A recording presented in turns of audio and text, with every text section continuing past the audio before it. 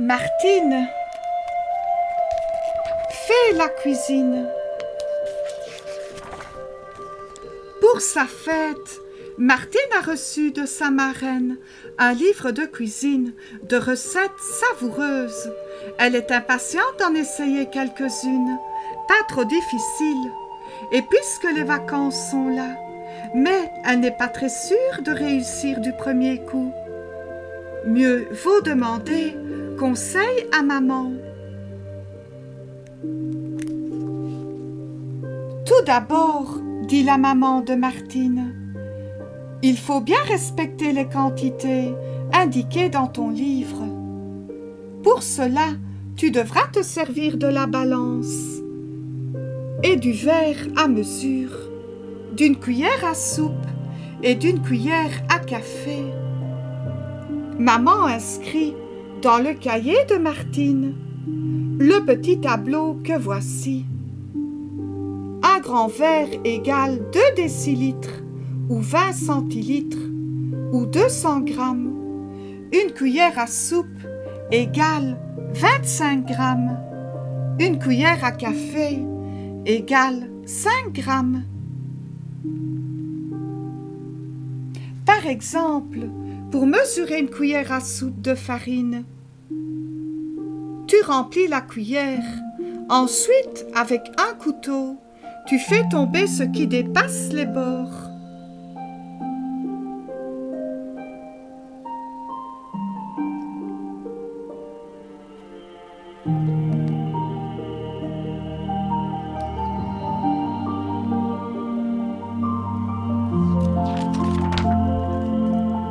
Pour bien réussir les recettes de cuisine, le temps a aussi beaucoup d'importance.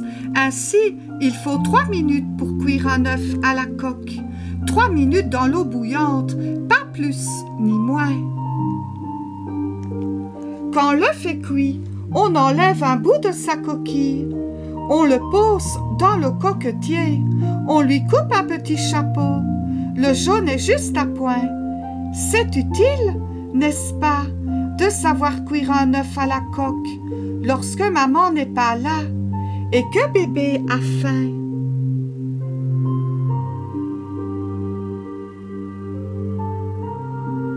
Le parfait cordon bleu doit faire preuve d'imagination, de savoir-faire et aussi de patience. C'est qu'il en faut de la patience pour écosser avec maman 1,5 kg de petits pois. Pour 5 personnes, papa, maman, Martine, Jean et le cousin Frédéric. Moi, je les trouve très amusants, les petits pois, se dit Moustache. En voilà un qui rebondit sous la table. Un autre se cache dans la chaussure de Martine. Un troisième roule dans un coin. Attention, Martine, range bien les boîtes, sinon gare au sucre dans le potage et au sel dans le chocolat. Et surtout, ne sois pas distraite. Cette pâte de poulet est à moi, déclare Patapouf. Non, à moi, réplique Moustache, en colère. Voulez-vous rester tranquille, se fâche Martine. Pendant ce temps, sur la cuisinière, le lait qui ne demande qu'à faire des bêtises s'enfuit. Heureusement, il en reste assez pour le pain perdu. Le pain perdu, explique maman, est une recette facile et pas chère du tout. Pour une personne, il suffit de 2 tranches de pain, d'un œuf, d'un peu de lait dans une assiette creuse, de sucre, de vanille et de beurre. 1. Tu enlèves la croûte des tranches de pain si elle est trop dure. 2. Tu passes chaque tranche une première fois dans le lait sucré et vanillé, une deuxième fois dans l'œuf entier battu. 3. Tu fais fondre le beurre dans une poêle. 4. Tu fais dorer le pain perdu. Des 2 côtés, tu sers chaud avec du sucre blanc ou roux.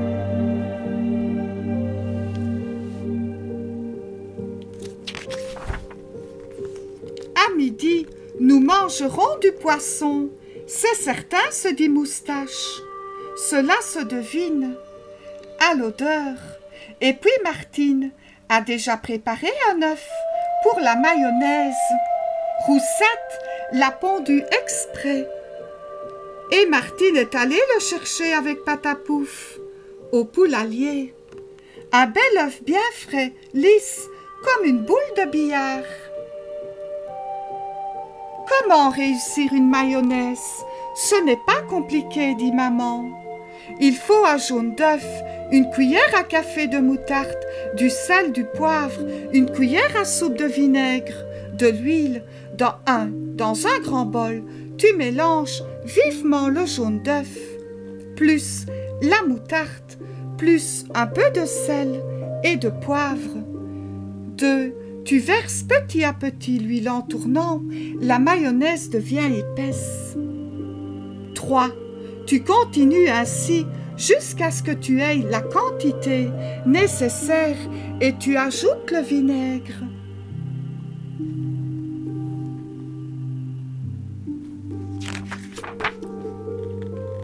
Il a bien fallu mettre Patapouf et Moustache à la porte.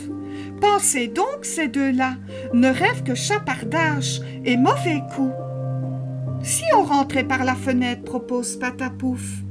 Tu n'y penses pas, c'est bien trop dangereux, répond Moustache. N'as-tu pas entendu, Martine a dit. Pour le dessert, il y aura des éclairs. Oui, dit Patapouf, qui aime faire peur à Moustache. Elle a même ajouté, il y aura aussi des langues de chat. Dans ce cas, je file, je ne tiens pas à faire les frais du dessert. Martine ne se lasse pas de son livre de cuisine. Oh, maman, regarde la recette de la mousse au chocolat.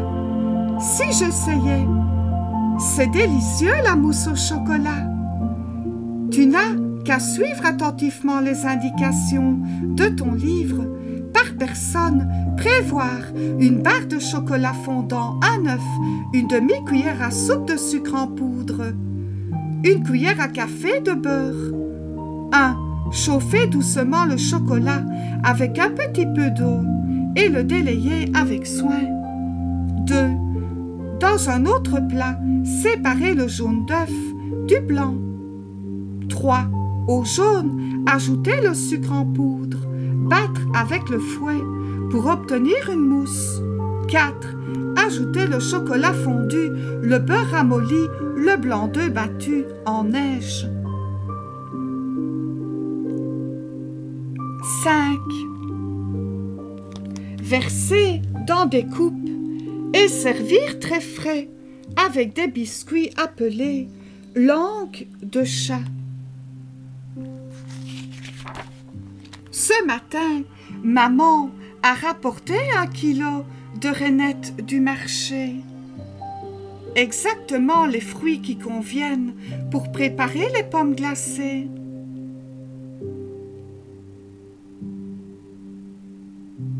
Avant tout, il faut faire fondre du sucre. Martine s'en occupe, mais soudain, regarde ce que je viens de trouver au grenier, dit Jean, qui entre en coup de vent dans la cuisine. Oh, le joli polichinelle, tu me le donnes. Et le jus de sucre oublié sur la cuisinière se met à bouillir, à bouillir. Si maman n'était pas arrivée, il aurait brûlé dans la casserole. Voici la recette des pommes glacées. 4 personnes.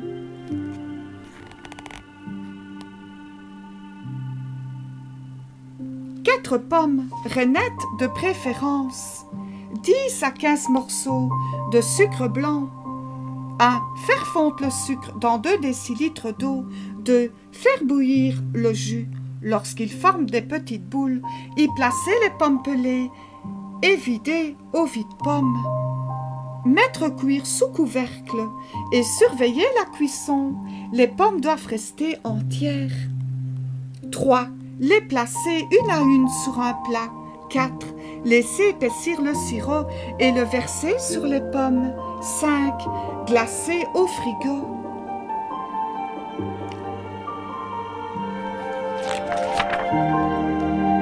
C'est le jour des confitures. On a cueilli toutes les fraises du jardin et tante Alice est venue à la maison donner des conseils. Car personne dans la famille ne réussit les confitures de fraises aussi bien que tante Alice.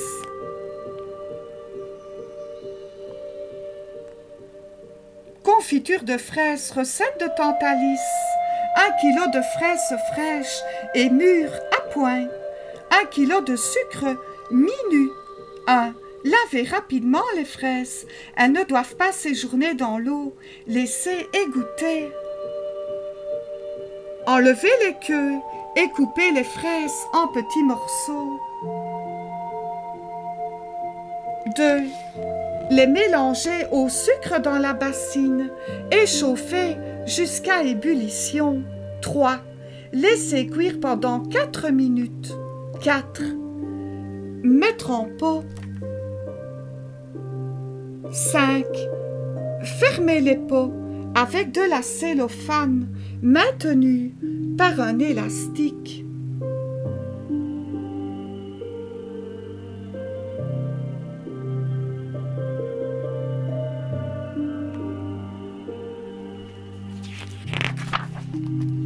Pour faire les crêpes, la plus habile, c'est Martine.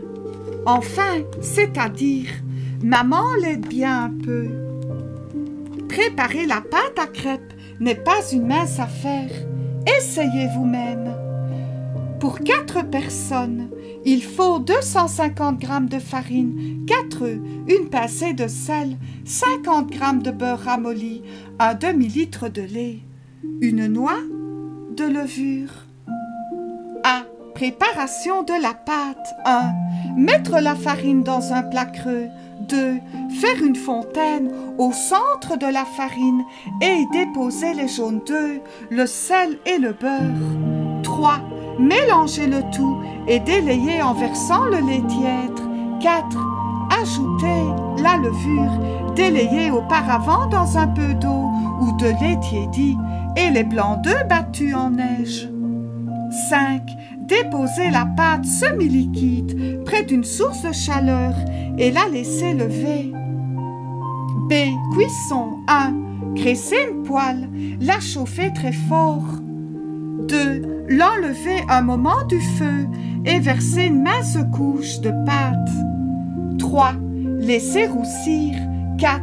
Retourner la crêpe avec une spatule ou si vous êtes à droite, comme Martine, en la faisant sauter dans la poêle. 5. Servir chaud, saupoudré de sucre blanc ou roux. On peut présenter les crêpes roulées après les avoir garnies de confiture.